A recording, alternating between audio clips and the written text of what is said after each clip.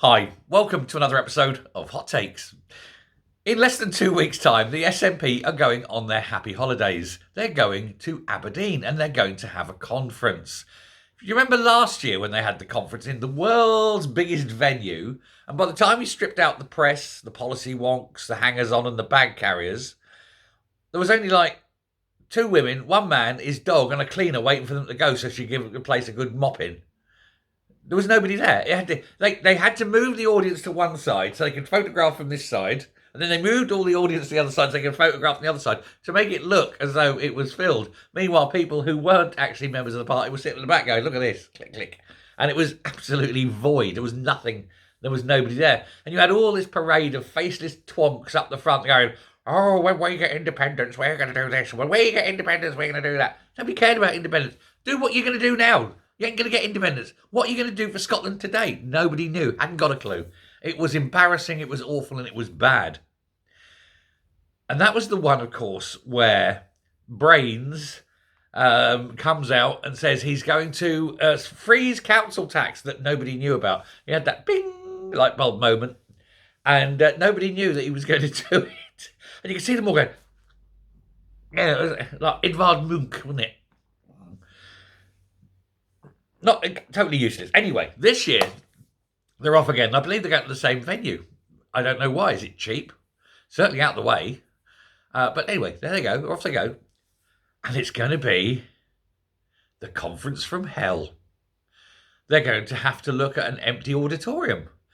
The SNP has lost so many members. Members are, to this day, still handing in their cards, stopping their membership.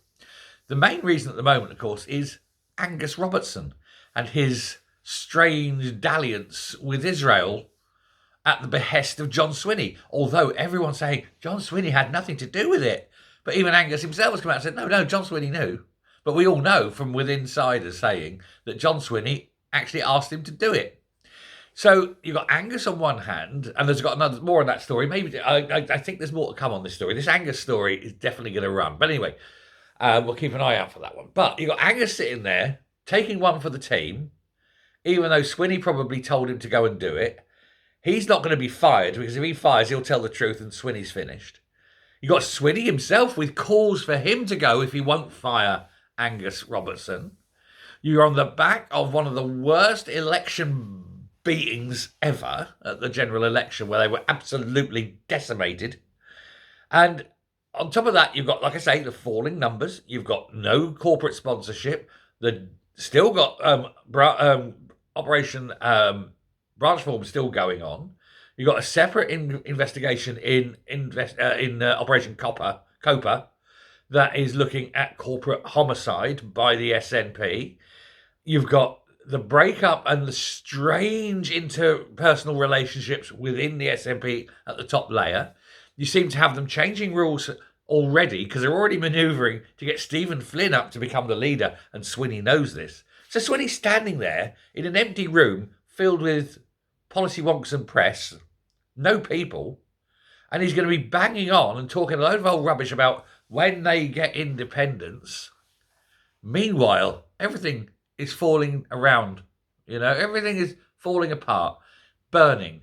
The world is destroyed, and he's still standing on that podium. When we get independence, nothing to see here, folks. It's just beggars believe that these people live in a universe so devoid of reality. Will he last? This is the thing. Will he even be the leader when it comes to conference? Who knows? They're changing, like I said, they're changing the rule to get Flynn up, because it's anyone but Forbes. Because heaven forfend, you get someone with a brain. I mean, don't like her politics and all, but at least she's sane. She actually said they need to put the idea of independence behind her, because it's not going to happen, so get on with the day job. What? You don't want someone sane and intelligent running the SNP? That would be madness. And so they're not. They're getting a lunatic. They're getting Flynn. And Swinney knows this. So Swinney knows his time is near. When they're changing the rules to ensure someone else can take over the seat, you must know you're on the way out, surely.